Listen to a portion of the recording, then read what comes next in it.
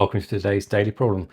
Not quite prepared to call this a 5 out of 5 difficulty question, but without question, compared to the last few days, the level has jumped notably. Have a real think about this one. As it says in the question, it's a BMO, British Mathematical Olympiad question from back in 2005, 2006. It's one of those where if you've done some proof at school, that will help you significantly. Do try and show a rigorous proof. Some of you may not be able to get started, but have a real think about it. Get stuck with it, then come back and see how I've done it. Okay, how did we do? I suspect some of you made some progress and then got stuck on the final bit. This is quite common. I use this question in my extension class when we do some extra maths. Often people get quite far with it, can't do the final part. Right, let's start. What is it actually saying to me? Well, it's saying that let n be an integer. So it's telling you that n is an integer. So n is an integer, just maths code for n is an integer. And it also tells me that n is greater than 6. That seems like that might be quite relevant, but I don't know why yet. Then it says prove. Now, prove mathematically means considerable amount of rigor. I'm going to go with a fair amount of rigor as much as I can. There's no question I might be jumping some bits slightly, but I think I'm going to try and do this as well as I can do based on trying to squeeze into this space that I've got. So it says prove that if n minus 1 and n are both prime. So I've got n minus 1, I've got n in the middle, and I've got n plus 1, and that is prime, and that is prime. Okay, so far all I'm doing is basically rewriting the question. Now, if I picked a number that is between two primes, it is the case, according to this question, if I square that number and then square that number out to 16, well, that new number is divisible by 720.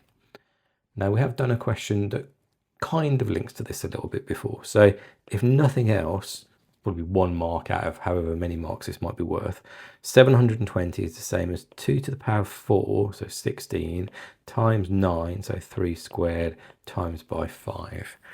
Okay.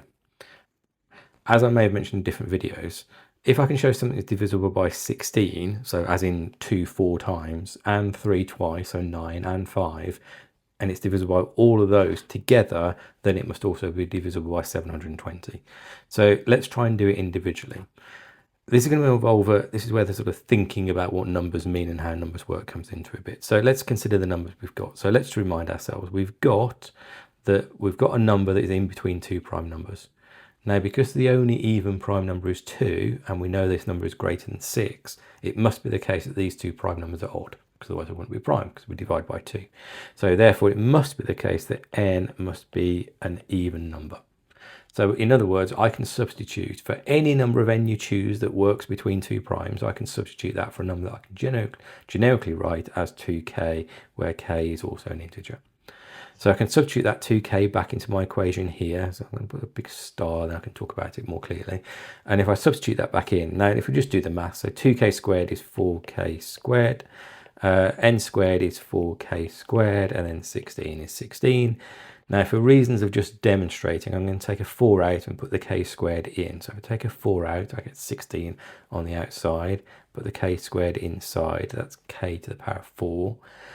I've taken a 4 out, so that leaves a 4 inside the bracket, and I put a k squared inside, so that's going to leave this like this here. Now, the reason I've written it that way, and again, if you've done this in school or you've done this elsewhere, this will now mean something to you. Because 16 is a factor, it must be the case that my equation is divisible by 16.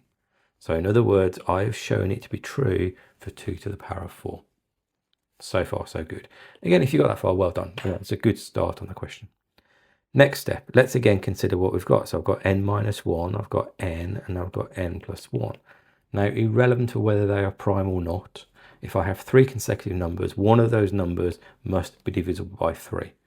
But because this one is prime, it's not that one.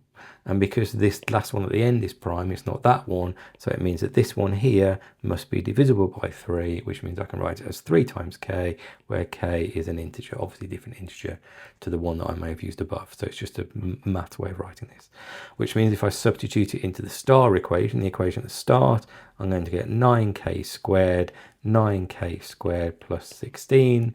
I've got a 9 on the outside. 9 is a factor, which therefore means this here is divisible by 9. So I've shown it to be true for 2 to the power of 4, 16, and 3 squared, which is 9. Now to the fun bit. There's a few ways of doing this. You can use algebraic division. You can use another form of algebra which sort of works its way through. It feels slightly cheaty, but it does work. If I think about these numbers again, so I've got n minus 1, I've got n, and I've got n plus 1. And then I think about the next two numbers, n minus 2 and n plus 2. Because there are 5 consecutive numbers, one of those must be divisible by 5. We know it's not these numbers here because, again, my number is greater than 6 and my number is prime, so therefore it cannot be divisible by 5. Now, if I multiply these numbers out, that's going to give me n cubed minus 4n. And I know that must be divisible by 5 because, as just suggested, I know that the other two numbers aren't divisible by 5. One of these numbers must be, so therefore the whole thing must be together. So that's divisible by 5. If I multiply something that's divisible by 5 by any number I want, well, I'm going to get something that's also divisible by 5 because it's still a 5 factor. So I'm going to multiply by n, and that's going to give me n minus 4n squared. So that is also divisible by 5. Slightly dodgy maths terminology the way I've written that, but I think it's okay as to what I'm trying to show. If that's divisible by 5, then I can also say that n to the power of 4 plus 16n squared minus 20n squared is also divisible by 5. It must be true because 16n squared minus 20n squared is minus 4n squared, and I've already said in the line above that it's divisible by 5. Now, this is a bit you need to word carefully.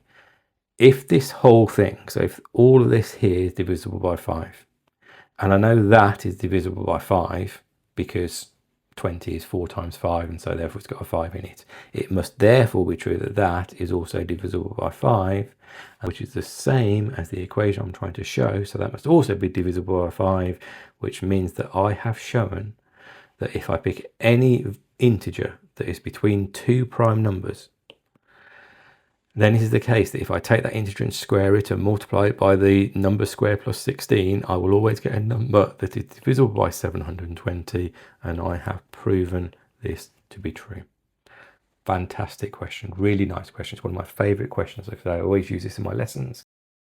As ever, if you enjoyed the video, please like the video, subscribe to the channel. We've got some more difficult ones as well as some easier ones coming up. Very much appreciate your support. Thank you.